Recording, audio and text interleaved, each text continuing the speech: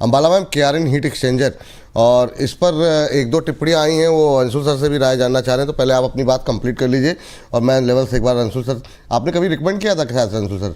क्योंकि एक दो कमेंट इस तरीके के आए हैं कि मैं उस पर बातचीत कर लूँगा अभी आपसे, एक बार आप तब तक देख लीजिए। लेकिन अभी की मैम जो जिस तरीके से 13% ऊपर है, धुआंधार रफ्तार 888 के लेवल पे, कुछ लोग ये कह रहे हैं कि अभी मुझे क्या प्रॉफिट बुक कर लेना चाहिए जिनके पास है, या अभी वेट करना चाहिए? काफ़ी तेज़ी है आज देखने को मिल रही है, 894 का हाई लगाया है मैम। आपका व्यू क्या है? क्या इस रैली में 52 वीक हाई जो 1000 के ऊपर का है वो टेस्ट करता हुआ दिखाई दे सकता है? और करंट लेवल पे क्या कोई नई खरीदारी की गुंजाइश है क्या?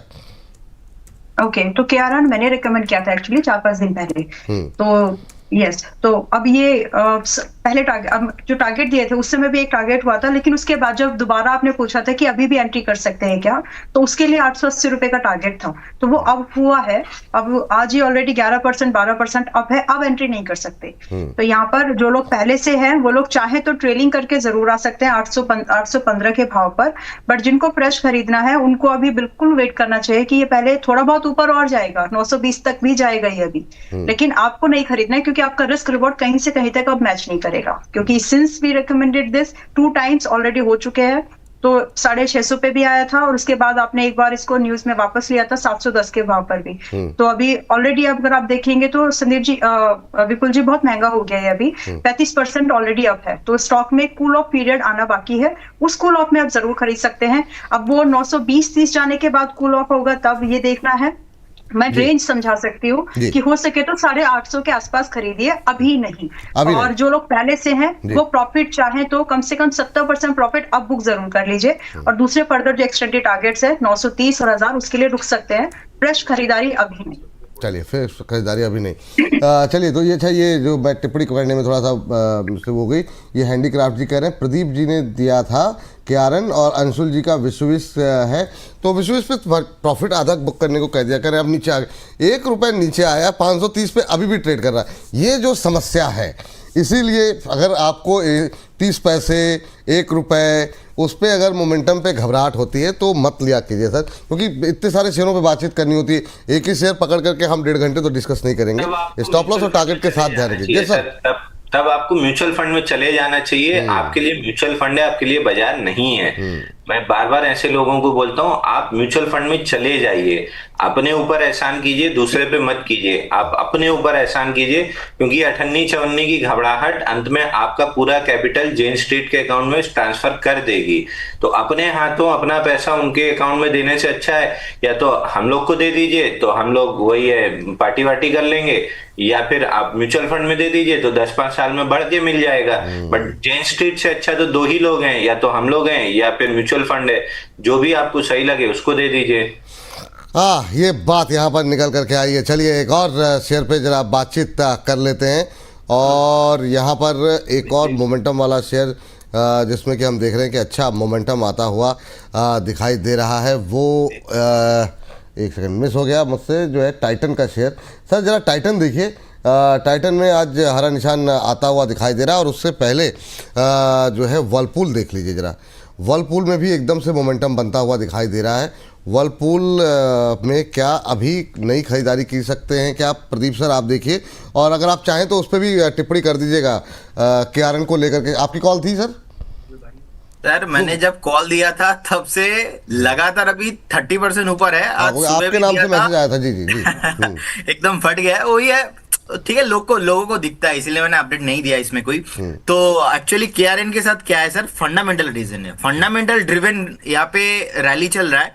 अब देखिए, जब हम इंडिया में बात कर रहे हैं कि डेटा सेंटर्स को लेके कहीं ना कहीं हम एआई का बात कर रहे हैं, डेटा सेंटर हब बनाने की बात कर रहे हैं, तो केआरएन का जो एक्चुअली बिजनेस है हम देखेंगे ना, ये बेसिकली अगर हम इसको अच्छे से समझेंगे तो जिस तरीके का केआरएन केमिकल पावर जनरेशन में है, एंड जो बेसिकली एयर कंडीशन में काम करता है, तो इसमें पावर का हम बात कर रहे हैं और एयर कंडीशनर का बात नहीं करेंगे, उसमें नहीं चलेगा। तो केआरएन का जब से मोमेंटम आ रहा है, मैं समझता हूं नेक्स्ट 4-5 क्वार्टर बहुत धमाका होने वाला है।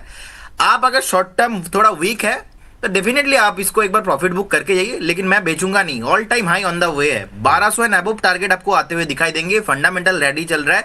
अब ये जो हमने डिफेंस का रैली देख लिया, हमने रेलवे का रैली देखा, हमने अभी ये पावर जो डेटा सेंटर वाला जितने भी कंपनीज है ये रैली नहीं देखा। इसीलिए नेटवेब में प्रॉफिट बुक नहीं करेंगे, इसीलिए आनंद राज में प्रॉफिट बुक नहीं करेंगे, इसीलिए E2E में E2E नेटवर्क में प्रॉफिट बुक नहीं करेंगे, इसीलिए KRN हिट एक्सचेंज पे प्रॉफिट बुक नहीं करेंगे।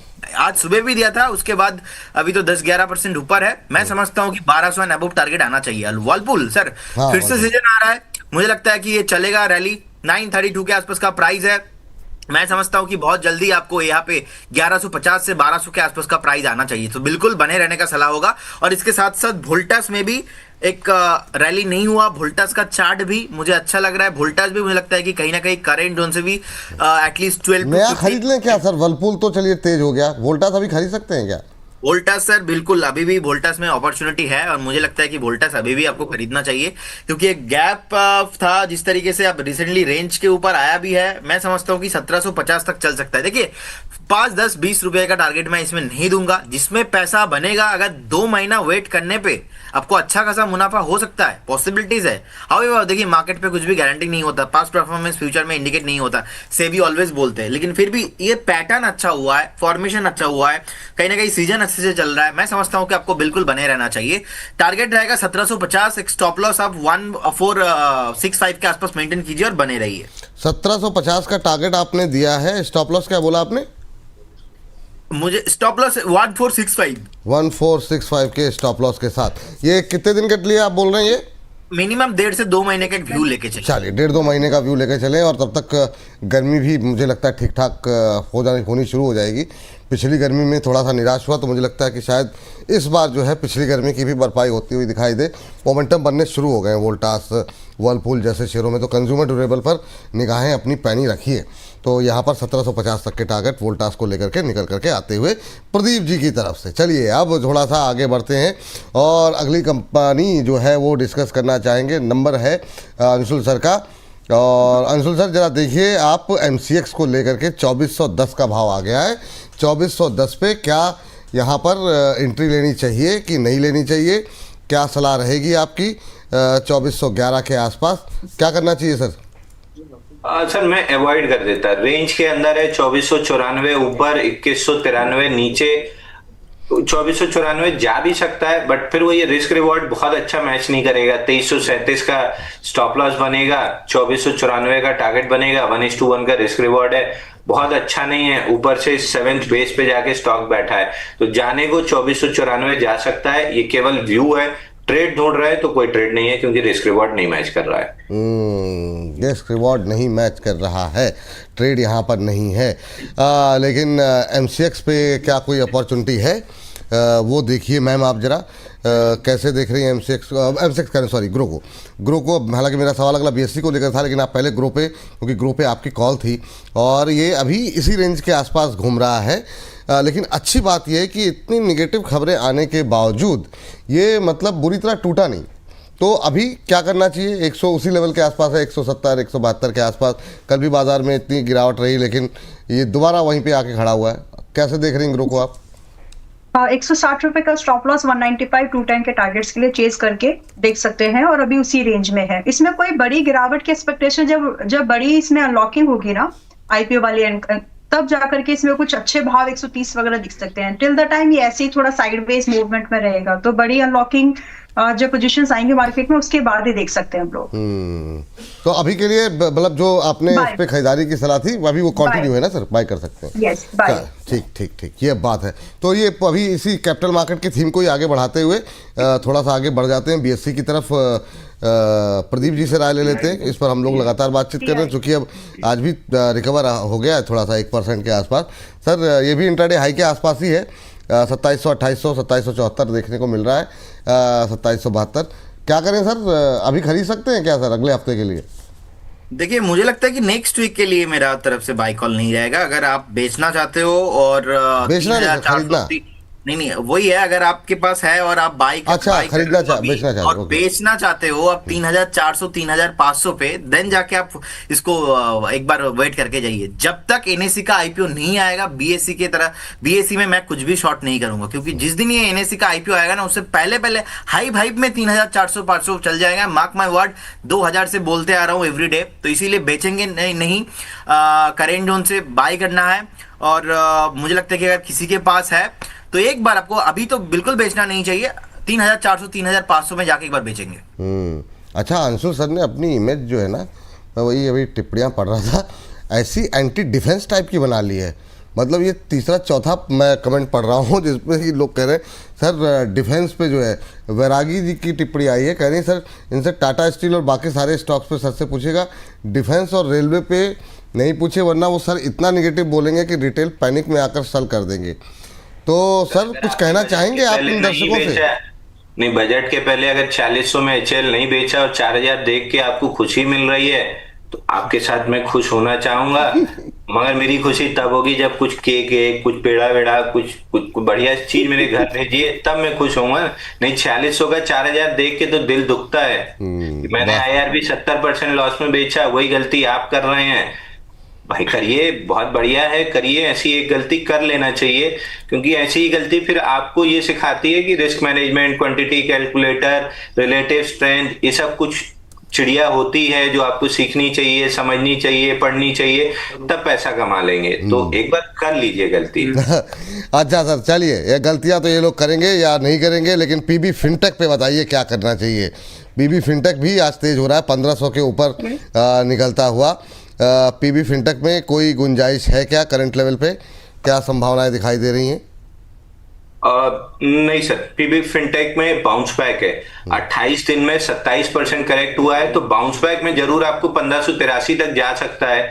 बहुत एग्रेसिव रिस्क ट्रेडर हैं, बाउंस बैक प्ले करने में इंटरेस्टेड हैं। ऑफ लेट 4-5 दिन जितने भी आपने गिरे हुए काउंटर में बाउंस बैक प्ले करने की कोशिश की है, स्टॉप लॉसेस कटे ही हैं ज्यादातर में। तो उस रिस्क को ध्यान में रखते हुए अगर एकदम ट्रेड करने का मन ही है तो 1464 के स्टॉप लॉस से कर लीजिएगा 1583 तक। मेरी तरफ से बाई की कोई भी सलाह नहीं है। अगर कर ही रहे हैं तो 1583 जाता हुआ दिख रहा है बाउंस बैक में, अगर ले रहे हैं तो 1464 का स्टॉप लॉस रहेगा। बट मैं रिलेटिव स्ट्रेंथ बाई करने में यकीन रखता हूं, इसमें रिलेटिव वीकनेस है, तो I would avoid this counter. चलिए, तो अवॉइड करने की सलाह है पीबी फिनटेक को। मैम जरा देखिए, वोडाफोन एकदम से नए इंट्राडे हाइज बनते हुए, हालांकि अपनी रेंज से बाहर नहीं गया है जिस दायरे में काम कर रहा था उसी में, लेकिन क्या ये बीटीएसटी या 10-20-50 पैसे के लिए कुछ करने की गुंजाइश है यहाँ पर? अभी क्या उम्मीद दिखाई दे रही है इंट्राडे चार्ट पे, जिस तरीके से ये रिकवरी दिखा रहा है? आपकी टिप्पणी क्या रहेगी? 11 रुपये 36 पैसे का भाव। नहीं विपुल जी, अब मैं इसमें और फ्रेश लॉन्ग की सजेशन अब नहीं दे सकती। मेरे लिए अभी it's a wait and watch. तो जितने भी लोग हैं वो तो होल्ड कर सकते हैं, लेकिन खरीदारी का कोई व्यू फ्रेश नहीं है। जिनके पास है वो जरूर अपनी पोजीशंस को लॉन्ग रखिए एज इट इज, 10 रुपए 20 पैसे का स्टॉप लॉस के साथ, 12.5 से 14 रुपए के फर्स्ट एंड टारगेट्स के लिए। बाकी उसके बाद जितना जाना है वो देखेंगे दिसंबर तक, बट ये 2 टारगेट तो आप चेस कर सकते हैं। फ्रेश मत खरीदो, ये अभी बहुत लेट हो जाएगा फिर। लेकिन मैम 11 रुपए 56 पैसे के आसपास जब था तब तो आपको ठीक, मतलब उस दिन तो आपने बोला था ठीक है, अभी भी ठीक है, 11 रुपए उसी रेंज पर है। लेकिन बात ये होगी कि फिर से लोग ना नई पोजीशंस को इनिशिएट करने की कोशिश करेंगे, जो लोग पहले से हैं कि अभी चलो थोड़ा सा और खरीद लेते हैं। अगर आप रिस्क मैनेज करके रख सकते हो ठीक से तो ठीक है, क्योंकि ये मेरे लिए 11 से 11.5 मुझे ठीक ही है ये अभी भी, और 10 रुपए 20 पैसे का ही स्टॉप लॉस है, 12.5-14 रुपए के टारगेट है जो आ जाएंगे। तो खरीदने के लिए कुछ लोग ऐसे भी है विपुल जी जिन्होंने पहले से भी खरीद के रखा है, कुछ लोग 12 रुपए के पास भी खरीद के बैठे हैं।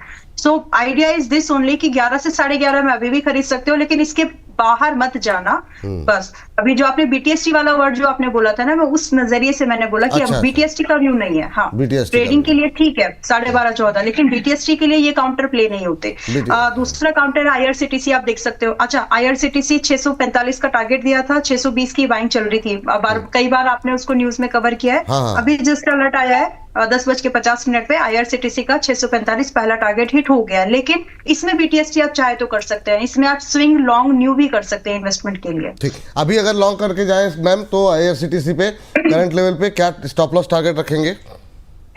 स्टॉप लॉस अब छोटा हो जाएगा, क्योंकि जितना ऊपर जाएगा हम स्टॉप लॉस ऊपर करते हुए चलेंगे। तो पहले का स्टॉप लॉस जो भी था, अभी आप उस स्टॉप लॉस को 600 पर लेकर के आ जाइए, और यहाँ से रिस्क रिवॉर्ड स्टिल फेवरेबल नहीं होगा, क्योंकि अभी थोड़ा सा ही चला है, ज्यादा नहीं, लेकिन फिर भी आपके लिए 670 रुपए का पहला टारगेट है अगर आप स्विंग के लिए देख रहे हो तो। बाकी इन्वेस्टमेंट के दौरान पे 670 और 700 725 ये 3 टारगेट्स है जो कि आपको दिख जाने चाहिए। स्टॉप लॉस 645 पे खरीदने वाले हो या जिन्होंने पहले से भी खरीदा हो, now stop loss should be at 600, पहले 570 था।